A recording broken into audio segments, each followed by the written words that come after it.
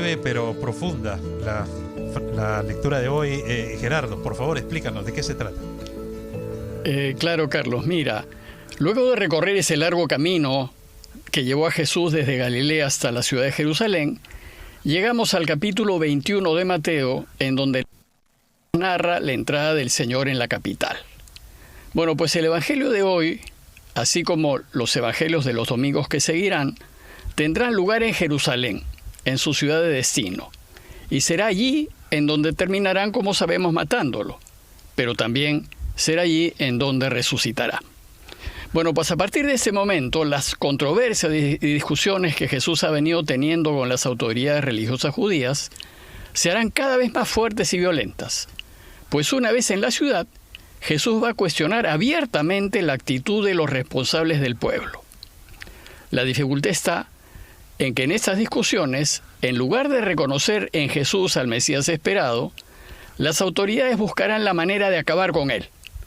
Sin embargo, estas confrontaciones serán también una fuente de enseñanza para sus discípulos, pues quienes lo venimos siguiendo y tratando de hacer lo que él quiere, debemos esperar tener también oposiciones y dificultades semejantes a las que estuvo el Señor. Bueno, pues una de las parábolas que produjo fuerte controversia con los jefes y responsables del pueblo es la de hoy.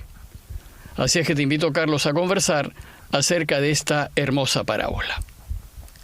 De acuerdo, Gerardo. Y entonces, para iniciar nuestra conversación, ¿por qué no nos resumes la enseñanza principal del Evangelio de hoy? Claro, Carlos. Mira, la enseñanza principal de esta hermosa parábola tiene que ver con el hacer.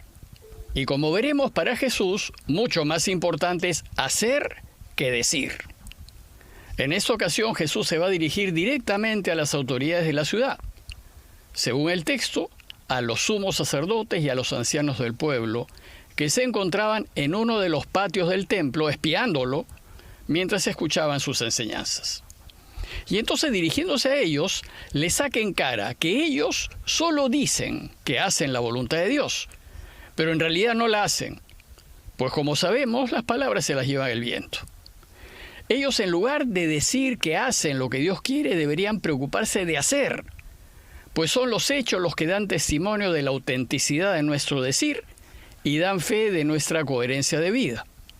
La Iglesia desde sus inicios siempre ha resaltado la importancia del hacer. Por ejemplo, la carta de Santiago en 2:17-18 enseña: muéstrame tu fe sin obras, en cambio yo, con mis obras, te mostraré mi fe. Bueno, pues la parábola que hoy nos cuenta Jesús es una enseñanza típica de la Iglesia. Y en ella el Señor va a insistir en el hacer, en la acción, que es lo que distingue al cristianismo de otras religiones. Pues nosotros sostenemos que uno alcanza la felicidad en esta vida y después vuelve a Dios, no cuando sabe y dice lo que se debe hacer, sino cuando pone por obra lo que dice, es decir, cuando hace efectivamente su voluntad. Ciertamente, Gerardo, pero esto amerita, ¿no?, a ver la parábola con más detenimiento, ¿no crees? Claro que sí. Por eso yo quisiera comentarte que Jesús empieza su enseñanza dirigiéndose a las autoridades de Jerusalén. Y el texto comienza diciendo: en aquel tiempo dijo Jesús a los sumos sacerdotes y a los ancianos del pueblo. Bueno, estas palabras reúnen a todos los miembros del Sanedrín. Y el Sanedrín era una especie de congreso o poder legislativo que tenían los judíos. A ellos les va a hablar, porque ellos tienen la responsabilidad de guiar al pueblo. Bueno, pues, ¿y cuál es el problema que tenían esas autoridades? El problema era que ellos se fijaban en lo externo, en las normas, en lo que aparece a la vista, y se presentan al pueblo como honestos cumplidores de la ley.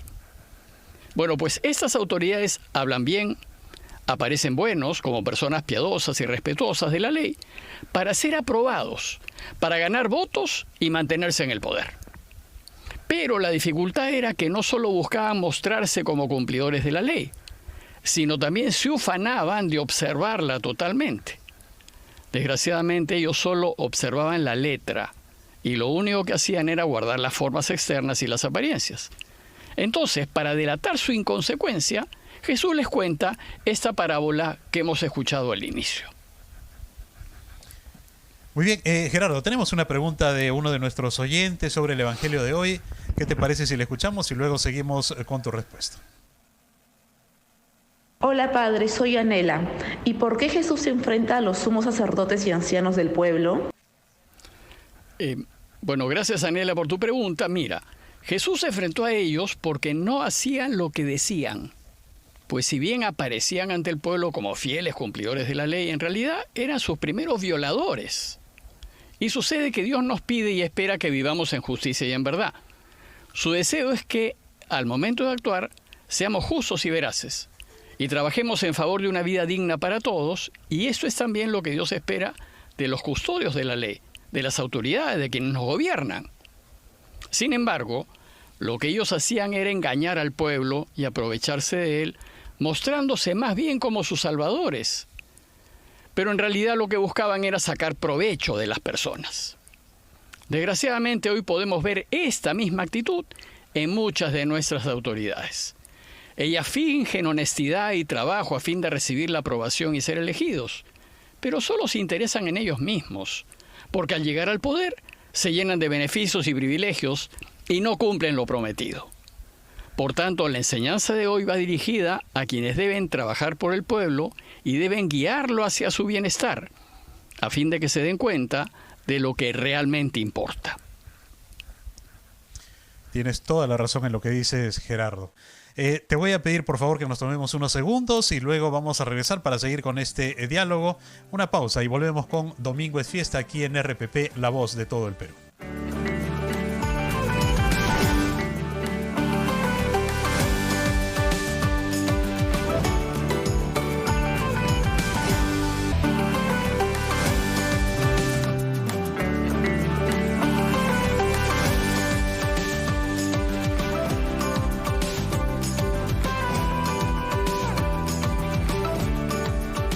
Soy Carlos González, estoy junto a nuestro estimado padre Gerardo Baste conversando sobre el hacer y el decir, aquí en Domingo es Fiesta, en RPP, La Voz del Perú. Respecto al Evangelio, Gerardo, al Evangelio que hemos escuchado, ¿qué es lo que hace Jesús ante la inconsecuencia de las autoridades del pueblo? Mira, Carlos, lo que hace es denunciar dicha inconsecuencia. Y para ello les propone una parábola, diciéndoles, ¿qué les parece? ¿Qué opinión les merece esto que les voy a contar? Y entonces les cuenta la siguiente parábola. Un hombre tenía 2 hijos. Se acercó al primero y le dijo, «Hijo, ve hoy a trabajar en la viña». Y él le contestó, «No quiero». Pero después recapacitó y fue. Se acercó al segundo y le dijo lo mismo. Y él le contestó, «Voy, señor», pero no fue. Bueno, pues en esta parábola el padre representa a Dios. Y nos dice que lo que el padre quería era que sus 2 hijos fuesen al campo a trabajar. Bueno, pues ese es el deseo de Dios, que trabajemos viviendo según su voluntad para ayudarlo a reinar. Y entonces en la parábola Jesús relaciona el decir y el hacer. Y de esta manera, la parábola nos presenta las 2 actitudes básicas que tenemos ante el trabajo por el reino. Unos que dicen que son de los de Jesús y que dicen que hacen su voluntad, pero no la hacen.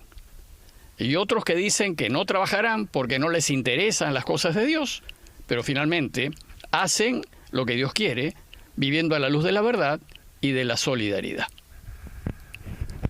Entonces parece que Jesús delata a las autoridades con sus propias palabras. ¿Es así?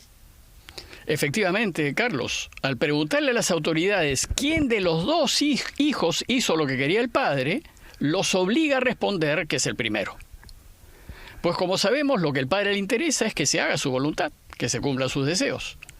Entonces ellos se vieron obligados a responder el primero, es decir, aquel que dijo que no iba, pero al final fue. Sin embargo, al hacerlo se inculparon. Los sumos sacerdotes y ancianos del pueblo estuvieron de acuerdo en que más importante es hacer que decir.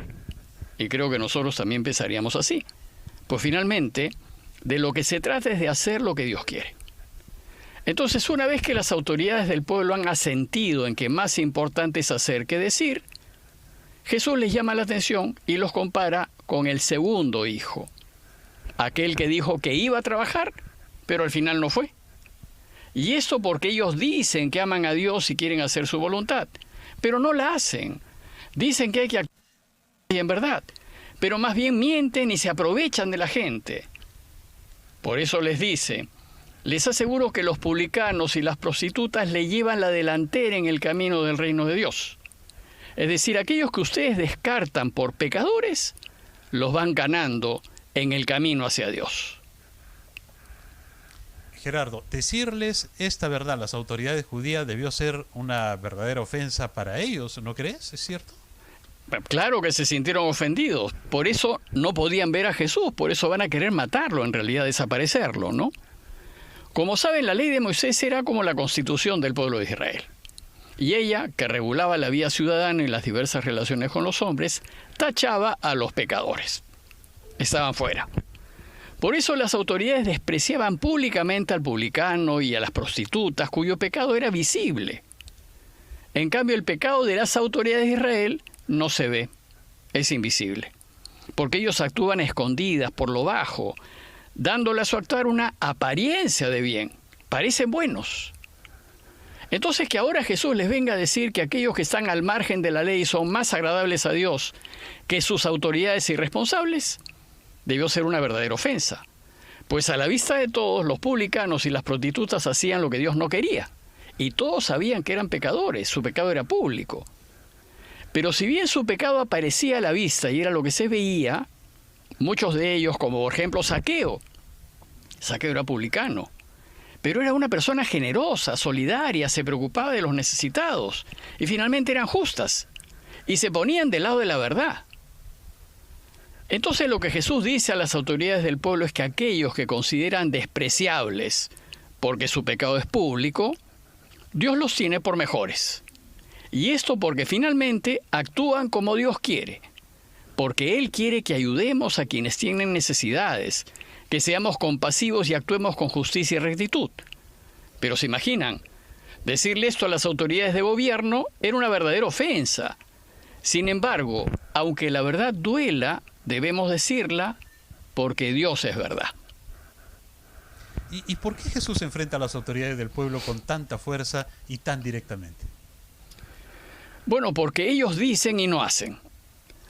Jesús acusa a las autoridades porque se mueven en función de las formas, de las encuestas, del rating, de lo que sale en la televisión. Y actúan para que los vean. Y solo van a reaccionar cuando algo que los compromete aparece en los medios de comunicación. El problema es que la mayor parte de nuestras autoridades se muestran como personas buenas y justas, como honestos cumplidores de la ley, pero en realidad no lo son. Dicen que trabajan por el pueblo, pero en realidad se aprovechan de él. Pero Jesús descubre a la vista de todos sus inconsecuencias, por eso les dice: vino Juan a ustedes enseñándoles el camino de la justicia y no le creyeron. En cambio, los publicanos y prostitutas sí le creyeron. Y aún después de ver esto, ustedes no recapacitaron ni le creyeron. Es decir, Jesús denuncia a quienes por encima del bien, de la justicia y de la verdad, buscan engrosar su patrimonio, priorizan el verse bien y cuidan de lo que aparece a la vista con el fin de ser aplaudidos, alabados y elegidos. Desgraciadamente, esta denuncia pública le generó a Jesús muchos problemas. Las autoridades decidieron silenciarlo y se pusieron a confabular contra él para matarlo y, como sabemos, lo van a crucificar. Gerardo, ¿y qué conclusiones podemos sacar para nuestras vidas de la enseñanza de hoy? Bueno, la principal enseñanza es, por supuesto, la consecuencia de vida. Si decimos que amamos a Dios, entonces tenemos que demostrarlo con nuestros hechos. Tenemos que preocuparnos de defender la verdad, de proteger lo que es justo y apoyar todo lo que sea una vida mejor para los más necesitados. El apóstol Juan lo dice con mucha claridad en su primera carta, en 4:20. Dice: si alguno dice, amo a Dios, pero aborrece a su hermano, es un mentiroso. Pues quien no ama a su hermano a quien ve, no puede amar a Dios a quien no ve. Por tanto, los que nos decimos cristianos y seguidores de Jesús y que nos declaramos deseosos de hacer su voluntad, debemos preguntarnos: ¿hacemos lo que decimos? ¿Obramos con justicia? ¿Vivimos en la verdad? ¿Practicamos la caridad? ¿Tratamos a los demás con respeto, así como quisiéramos que ellos nos traten? ¿somos de los que hacemos el bien o de los que vivimos de las formas y de las apariencias y de los que nos movemos por el qué dirán? Bueno, pues hoy Jesús nos enseña que con nuestros actos debemos demostrar que hacemos lo que Dios quiere. En realidad lo mejor sería decirle que iremos a trabajar y ponernos a trabajar. Pero si por alguna razón le decimos que no iremos, al menos que nuestros actos demuestren pues que deseamos hacer su voluntad. Por eso ojalá le pidamos a Dios que nos haga consecuentes, no solo para llegar al reino, sino también para ayudarlo a reinar. Muy bien, Gerardo, gracias por explicarnos que para Dios es más importante hacer que decir. Y esto es tan bueno como la buena noticia que vamos a escuchar en este momento. El 4 de octubre la iglesia recuerda la memoria de San Francisco de Asís. Gerardo, ¿qué nos puedes decir de esta muy buena noticia? Mira, Carlos, claro, antes de contarte de Francisco, solamente quiero contarles a todos que del 4 al 29 de octubre se llevará a cabo un importante sínodo convocado por el Papa con el objetivo de escuchar lo que pide la iglesia, para mejorarla en realidad. Y ahora de Francisco de Asís sí te cuento que nació en Asís, en Italia, en el siglo XII, y fue hijo de un rico comerciante llamado Pedro Bernardone. Desde muy joven, Francisco ayudó a su padre en el comercio de telas y llevó una vida muy mundana.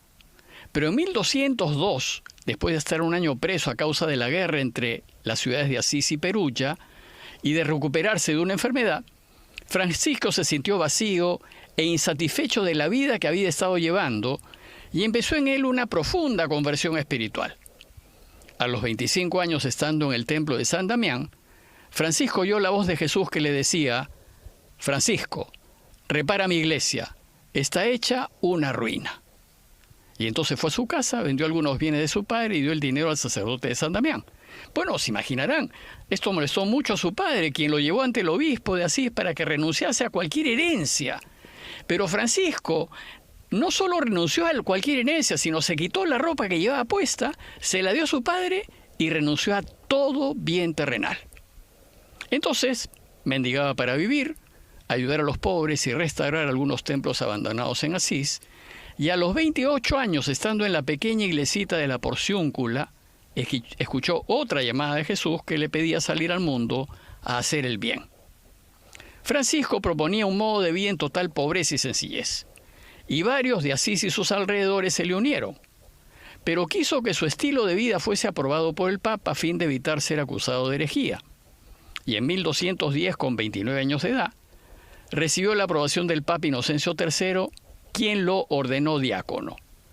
Con su grupo, Francisco formó la orden religiosa de los franciscanos, y que pronto se extendió por Italia, Francia y España, y después él partió a predicar a Siria y Egipto para convertir a los musulmanes.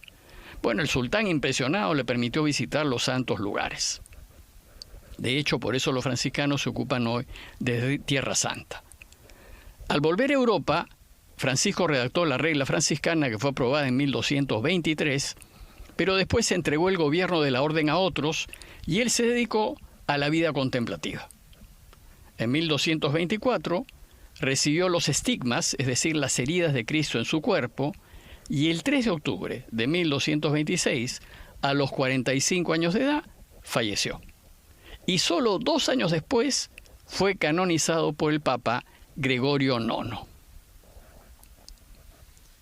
Muy bien, Gerardo, gracias por la buena noticia, y con la bendición de San Francisco de Asís tenemos que despedirnos, pero antes queremos también recibir la bendición de Dios. Claro, Carlos, mira, pidámosle a María que interceda para que el sínodo que está por empezar produzca buenos frutos pues para toda la iglesia, y pidámosle a Dios, que es bueno y misericordioso, y que es Padre, Hijo y Espíritu Santo, los bendiga a todos ustedes y permanezca siempre con ustedes. Amén. Y Carlos, muchísimas gracias, gracias también a todos, y les deseo un muy buen domingo y una muy buena semana. Buenos días. Un gran abrazo, Gerardo, muy buenos días. Un abrazo también para todos nuestros oyentes, que tengan un excelente domingo. Muy buenos días y hasta una nueva edición de Domingo es Fiesta aquí en RPP, La Voz de todo el Perú.